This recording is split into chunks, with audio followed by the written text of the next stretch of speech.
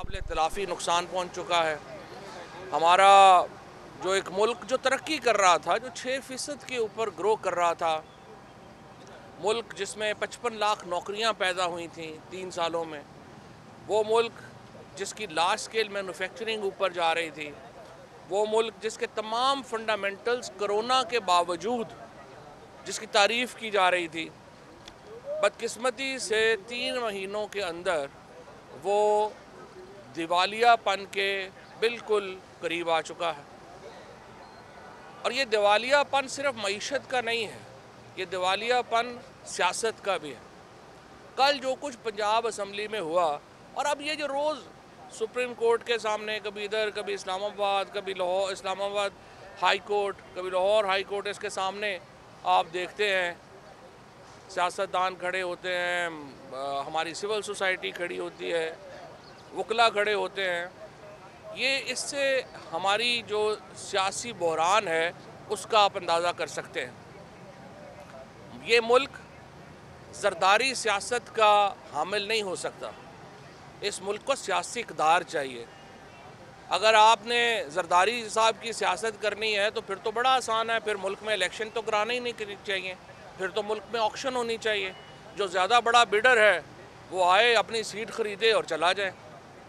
कल जो deputy speaker ने किया, जिस तरीके से आवाम के मैंडेट के ऊपर डाका डाला गया, उसके बाद मुल्क में आइनी और सियासी तौर के ऊपर एक ऐसा माहौल है जैसे जंग के बाद एक हाल होता है, क्योंकि आपने आइन को मिलिया मेट कर दिया है। सुप्रीम कोर्ट में हम आए हैं, सुप्रीम कोर्ट जाहिर है इस केस को सुनेगी। बड़े कम वो प्रपोजिशंस होती हैं, बड़ी कम ये वाक़यात होते हैं जहाँ पे मुल्क के सारे ही सीनियर वकील जो हैं वो मुत्तफ़िक हो जाएं, और इस पे पूरे मुल्क के वकला जो हैं, पूरे मुल्क के जो सीनियर कानूनदान हैं वो यकसू हैं कि ये जो रूलिंग है स्पीकर की आइन और कानून के ख़िलाफ़ है। आइन और कानून के ख़िलाफ़ तो है ही, ये हमारी सियासी इक़्तिदार और जमहूरियत के ख़िलाफ़ है। और इससे हमारी जो, जिस तरह इमरान खान ने रात को कहा कि अखलाकियात जो हमारी सियासत में है उसका ही जनाजा निकाल दिया है कल डिप्टी स्पीकर ने, जिस तरीके से उन्होंने 10 लोगों को जो वोट है वो एक्सक्लूड किया काउंट से। ये जो चौधरी शुजात साहब कहते हैं हमें इमरान खान का कैंडिडेट नहीं चाहिए, तो फिर तारक चीमा और सालक इस्तीफ़ा दे दें, क्योंकि इन दोनों ने इलेक्शन पीटीआई के कैंडिडेट के तौर के ऊपर लड़ा है। सालक साहब और तारक चीमा साहब, आप काउंसलर भी इलेक्ट नहीं हो सकते थे अगर तहरीक इंसाफ से आपका इत्तेहाद ना होता। और अगर आज भी आप में इतनी जुर्रत है ना, आप कहते हैं मैंने इमरान खान का कैंडिडेट नहीं बनना, तो आप ज़रा इस्तीफ़ा दें और जाके ज़रा इलेक्शन लड़ के दिखाएँ। अगर आपको आपके हलकों में जूते ना पड़े तो आप फिर आके हमसे गिला करिएगा।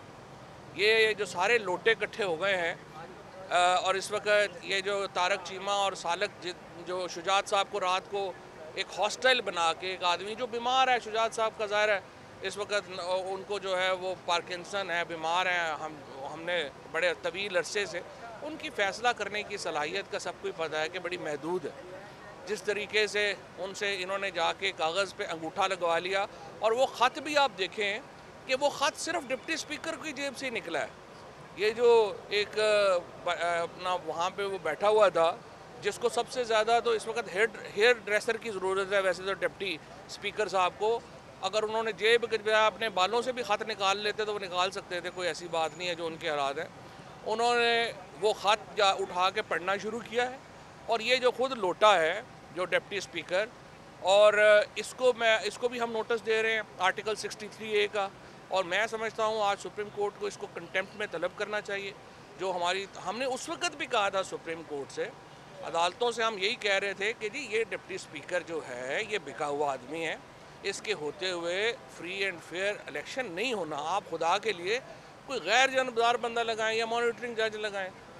और हमजा शहबाज को आपने किस आइन के तहत चीफ मिनिस्टर बनाया, वो आपने बना दिया, और उस पर भी हमने कहा कि इनके होते हुए फ्री फेयर इलेक्शन नहीं होने।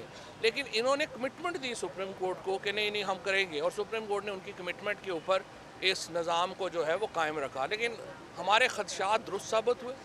हमें पता चल गया कि ये जो मामलात हैं, जो इन्होंने जो इनसे तवक्को थी उसके ऐन मुताबिक इन लोगों ने जो है वो अपनी हरकत की है। कल रात को आपने देखा है सिर्फ एक चंद घंटों की कॉल के ऊपर पूरा पाकिस्तान बाहर है। और ये मैं समझता हूँ बहुत दिनों तक इमरान खान को ये हमें या पीटीआई को या इमरान खान को ये जो कंट्रोल है ये हासिल नहीं रहेगा लोगों के ऊपर कि हम लोगों को वापस घर भेज सकें। पाकिस्तान एक भरपूर एहतजाज के लिए तैयार है। वो तमाम कुव्वतें जिन्होंने इन बोनों को पाकिस्तान के ऊपर मुसल्लत किया है, मैं उनसे भी कहना चाहता हूँ मज़ीद पाकिस्तान के साथ खलवाड़ बंद करें। पाकिस्तान को इन सियासी बोनों से, जिनका सिर्फ ईमान ही ये है कि जो नोटों की गड्डियों के ऊपर खड़े होकर अपना कद बढ़ाने की कोशिश कर रहे हैं, उनसे जान छुड़ाना बहुत अहम है पाकिस्तान के लिए। आज सुप्रीम कोर्ट इस केस की समाअत कर रही है और मुझे पूरी उम्मीद है कि सुप्रीम कोर्ट इसका जो बैकग्राउंड है, जब हमने पिछले आर्गूमेंट्स किए थे और अर्ज़ किया था उनको कि इनके होते हुए साफ शफाफ इलेक्शन नहीं होने, वो जहन में रखेगी और इनके मुताबिक जो है वो ट्रीटमेंट करेगी। मेरे ख्याल में आज डिप्टी स्पीकर को कंटेम्प्ट में चार्ज करना चाहिए, उसको बुलाना चाहिए और उसके बाद जो 10 वोट इन्होंने एक्सक्लूड किए हैं उनको शामिल करके चौधरी परवेज़ इलाही को, जो पंजाब के इस वक्त कानूनी तौर के ऊपर वज़ीर आला मुंतखब हो चुके हैं 186 वोट लेके। और फिर मैं यहाँ पे इलेक्शन कमीशन का भी बताऊँ आपको, सुबह ये कहते हैं ना रात को 12 बजे अदालतें, क्या उसको तो छोड़ ही दें, सुबह 2:50 के ऊपर इन्होंने राजा सगीर का नोटिफिकेशन निकाला इलेक्शन कमीशन ने, जो कि मरी से जो उम्मीदवार है, सुबह 2:45 पे, उसके 2:50 पे। उसके बाद इन्होंने जो इशफाक, जो काशिफ महमूद जो बावन नगर से डिसक्वालीफाई हो चुका है, उसकी अपील डिसमिस हो चुकी है, उसको डी नोटिफाई अब तक नहीं किया, ताकि वहाँ पे नून लीग को 2 वोटों का एडवांटेज जो है वो इस तरह से दिया गया। और तीसरा हमारा जो यासिर जतोई जो मुजफ्फरगढ़ से, उसका भी रिकाउंट जो है वो नहीं किया। अगर वो 3 वोट भी शामिल कर लें तो ये तो वैसे भी अब इसको मिला के भी जो है वो ये अक्सरियत में नहीं है। और फिर जिस तरीके से आपने देखा जल्दी में हलफ, पहले रात को 11-12 बजे हलफ ले रहे थे, फिर उस वक़्त जो है वो मेरा ख्याल है उन्होंने उनको कहा कि सुबह कर लें। ये सारी रात सोए नहीं हैं। इनका हालत ये इन बोनों की, हमजा शहबाज जो है वो इचकन पहन के सुबह दोबारा जो है वो 7 बजे हलफ लेने चला गया है। इस तरह से हलफ नहीं होते। आप अवाम के मुंतखब हुकूमत नहीं हैं, अवाम के मैंडेट के ऊपर डाका मत डालें। पाकिस्तान के अवाम को ये हक़ वापस दिया जाए कि वो अपनी मर्ज़ी की हुकूमत बनाए, इसके अलावा मुल्क में और कोई चारा नहीं। शुक्रिया। एक सवाल का जवाब दे दें कि ये तो आपकी पहला प्लान है ना कि सुप्रीम कोर्ट से आपको इंसाफ मिल जाए। प्लान बी क्या है? कि सुप्रीम कोर्ट आपकी जो दरख्वास्त मुस्तरद कर देते, फिर क्या प्लान? प्लान बी हमारा नहीं है, प्लान बी अवाम का है।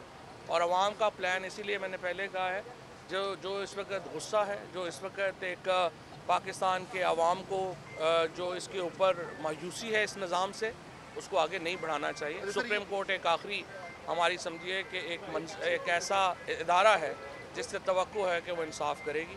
इंसाफ नहीं होगा तो जाहिर है फिर लोग अपना रास्ता लेंगे। जैसे गुज़िश्ता 2-3 महीने से पाकिस्तान का सबसे बड़ा सूबा सियासी अदम इस्तेकाम का शिकार है। पूरा पाकिस्तानी सियासी अदम आपको नहीं लगता कि पीटीआई को बड़ापन को दिखाना चाहिए और अपोजिशन बैठ के अगले इलेक्शन की तैयारी करनी चाहिए, जैसे आप कहते हैं? देखिए, पहली बात तो यह है कि पूरा मुल्क सियासी अदम इस्तेकाम का शिकार है। हमें बड़ा दिल ये दिखाना है कि इलेक्शन अनाउंस करें। और ये हमने तो पहले ही कहा, इमरान खान ये तो नहीं कह रहे हमें वापस इक़्तिदार में रिस्टोर करें। हम तो ये कह रहे हैं कि अवाम को फ़ैसला करने दें वो किसको पाकिस्तान का इक़्तिदार सौंपना चाहते हैं, और अवाम का फ़ैसला जो है उसका एहतराम भी होना चाहिए और अवाम का फ़ैसला फ़ाइनल है। जरदारी साहब ने कल किया, क्या आप समझते हैं कि मज़ीद अपना सियासी इस्तेकाम खो दिया है? देखिए, जरदारी साहब की सियासत जो है वो पंजाब में तो वैसे ही उनको नफ़रत की नज़र से देखा जाता है, पूरे पाकिस्तान में उनको नफ़रत की नज़र से देखा जा सकता है। इसीलिए मैंने कहा कि अगर जरदारी सियासत करनी है तो मुल्क में इलेक्शन नहीं, ऑक्शन करा लें।